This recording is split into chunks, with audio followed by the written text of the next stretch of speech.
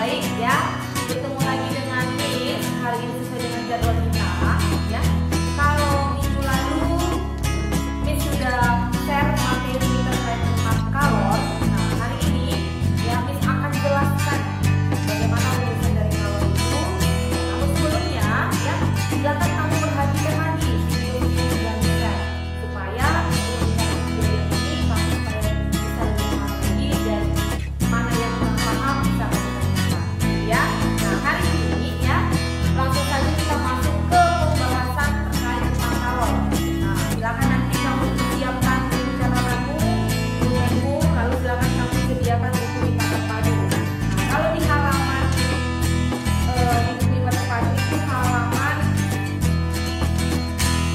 169. Nah, di situ dijelaskan dari pengertian kalor itu apa, pengaruh kalor terhadap perubahan suhu dan perubahan wujud zat juga itu ada di sana.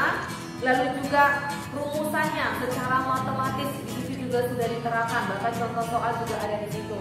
Nah, supaya lebih paham lagi, mari kamu perhatikan ya ke depan terkait tentang pembahasan tentang kalor. Nah, kalau ditanya tentang kalor, berarti kita harus tahu dulu ya apa itu pengertian kalor. Nah, coba kamu ingat, kamu sudah lihat video sebelumnya kan? Ya. Kalor itu merupakan ya energi panas atau perpindahan energi panas dari suatu benda yang bersuhu tinggi ke benda yang bersuhu rendah. Nah, misalkan apa contohnya?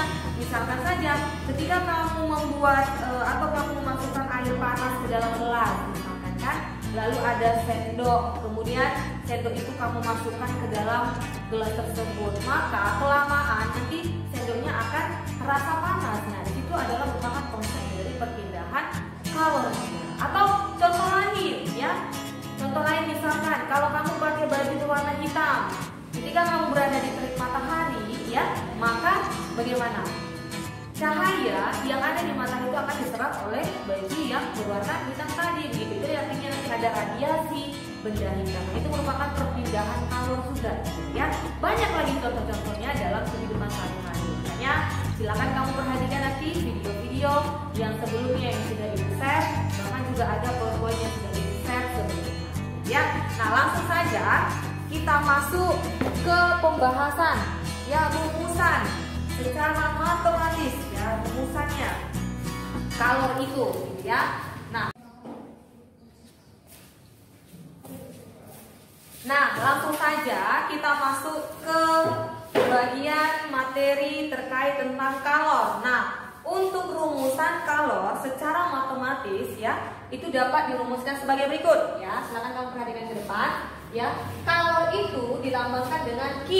Nah, begitu ya.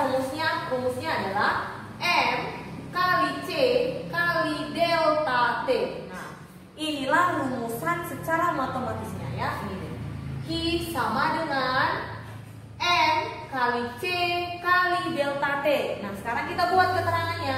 Begitu ya. Keterangannya dari simbol di atas. Q ini adalah ya, banyaknya kalor yang dibutuhkan, gitu ya. Banyaknya kalor yang dibutuhkan, gitu ya.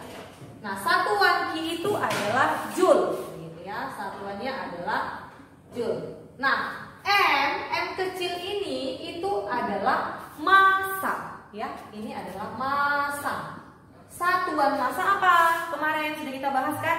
Ya, satuan massa adalah kilogram, begitu ya. Bisa dalam gram, bisa dalam kilogram, begitu ya. Nah, C ini adalah kalor jenis, begitu ya. C itu adalah kalor jenis. Nah, satuan untuk kalor jenis itu sendiri adalah joule per kilogram derajat Celcius.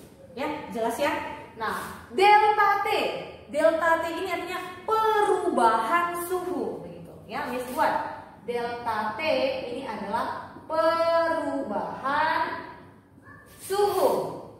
Nah, satuannya apa? Satuannya adalah derajat Celcius ya, derajat Celcius ya. Derajat Celcius. Nah, untuk perubahan suhu ini sendiri ya, begini ya. Delta T itu artinya nanti delta T berarti ada T2 kurang T1. gitu ya. T2 dikurangi T1, artinya T2 ini adalah suhu akhir, gitu ya, Miss buat ya. T2 itu adalah suhu akhir. Nah, satuannya sama aja, derajat Celcius. Nah, T1 itu artinya suhu awalnya. Nah, satuannya juga adalah derajat Celcius, begitu ya. Artinya ini perubahan dari suhu akhir kita kurang dengan suhu yang awal, ya. Makanya nanti bisa juga persamaannya jadi apa? Q sama dengan ya M kali C kali kita buka kurung T2 kurang T1, ya. Inilah tadi artinya delta T tadi, perubahan suhu akhir kita kurangi suhu awal. Nah, ya, itulah rumusan untuk kalor. Nah, sekarang supaya lebih jelas kita masuk ke bagian contoh soal, ya. Nah, ini Bu hapus. Kita langsung saja masuk ke bagian contoh soal.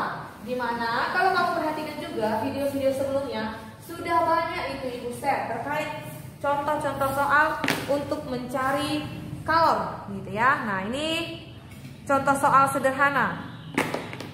Ibu bacakan saja soalnya, ya. Nah, soalnya ini, air bermasa 600 gram. Nah, dipanaskan dari suhu 50 derajat Celcius sampai 80 derajat Celcius. Nah, pertanyaannya, tentukan berapa kalor yang dibutuhkan, ya. Cukup jelas soalnya, ya. Pertanyaannya, air bermasa 600 gram. Nah, air itu dia memiliki massa 600 gram. Kita buat ini, ya. Kita buat dulu diketahui. Diketahui massa air. Nah, massa airnya tadi berapa? Air bermassa 600 gram. Nah, berarti massanya 600 gram. Nah, begini ya. 600 gram. Dipanaskan dari suhu 50 derajat Celcius sampai 80 derajat Celcius. Berarti ada apa situ? Ada suhu, ada perubahan suhu. Berarti tadi delta T. Nah, ya. Ada delta T. Delta T tadi apa?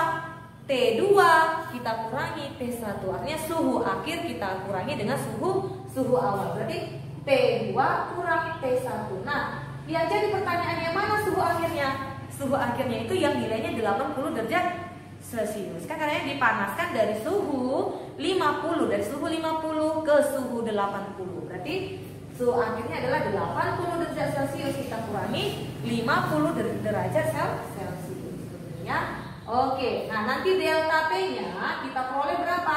80 kita kurangi 50, hasilnya 30 derajat Celcius. Nah, sekarang apalagi diketahui? Nah, ya, C-nya mana, Miss? Kalor jenisnya berapa? Nah, C itu kalor jenis yaitu sudah ketetapan. Nah, untuk kalor jenis air itu sendiri itu nilainya 4200 Joule per kilogram derajat Celcius. Nah, ada lagi nggak, Miss, untuk kalor jenis setiap zat yang lain? Ada. Kalau kamu perhatikan di bukumu, ya, buku IPA terpadu itu di halaman 176. Di situ ada tabel gitu, ya.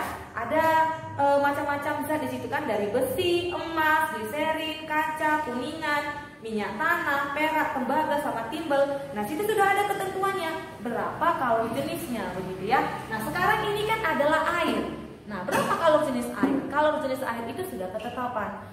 Jadi C-nya itu bernilai 4200 Joule per kilogram derajat Celcius. Itu cukup jelas, ya. Nah, sekarang pertanyaannya apa? Tentukan berapakah kalor yang dibutuhkan. Berarti yang ditanya adalah Q. Berapa besar kalor yang dibutuhkan, ya? Ditanya, ya, berapakah Q-nya, ya? Jelas, ya? Nah, sekarang langsung saja kita masukkan sesuai dengan rumusannya. Rumus kalor itu apa? Q sama dengan apa? M, massa, dikali kalor jenis, kali delta T. Jelas, ya? Sudah ada massa tidak? Sudah ada massa. Nah, sekarang kalor jenisnya sudah ada. Kalor jenis air itu sudah ketetapan. Senilainya berapa? 4200, gitu kan? Nah, delta T. Delta T sini apa tadi? Sudah kita peroleh berapa perubahan suhunya. Dari perubahan suhu akhir tadi kita kurangi dengan suhu awalnya. Nah, sekarang tinggal kita masukkan saja, ya kan? Q sama dengan berapa? Massanya berapa? 600 gram ya, kita kali C-nya berapa tuh? Nah, kita masukkan 4.200 Joule per kilogram derajat Celcius tutup kurung. Kita kalikan berapa perubahan suhunya? 30 derajat. Kita kalikan 30 derajat Celcius. Begitu kan? Gram, ini kan masih dalam gram, Miss. Sedangkan dia kalau jenisnya itu dalam kilogram. Berarti kita rubah dulu ini ke dalam kilogram. Berapa 600 gram kita rubah ke kilogram? Hasilnya 600 kita bagi 1000 berapa? 0,6 kilogram. Ya, hasilnya adalah 0,6 kilogram. Berarti ini kita buat di sini karena dia sama-sama satuannya ya. Berarti 0,6 kilogram gitu ya. Kilogram habis gitu ya. Derajat Celcius juga habis. Nah, jadi satuan kalornya adalah apa? Tinggal Joule begitu ya. 0,6 kalau kalikan 30 hasilnya 18 nih ya. 18 kali berapa? 4.200 Joule. Nah, 18 kita kalikan 4.200 Joule hasilnya sebesar 75.600 ya. 75.600 Joule. Nah, jadi besar kalori yang dibutuhkan ya dari soal cerita tersebut hasilnya adalah 75.600 Joule. Begitulah banyaknya kalori yang akan dibutuhkan. Jelas ya? Oke, berikutnya kita akan masuk ke contoh soal. Misalkan tadi sudah dalam zat air ya, yang zatnya itu adalah air. Kalau kita misalkan menggunakan raksa bagaimana lagi? Iya, soalnya gitu ya. Oke, silakan kamu perhatikan video berikutnya.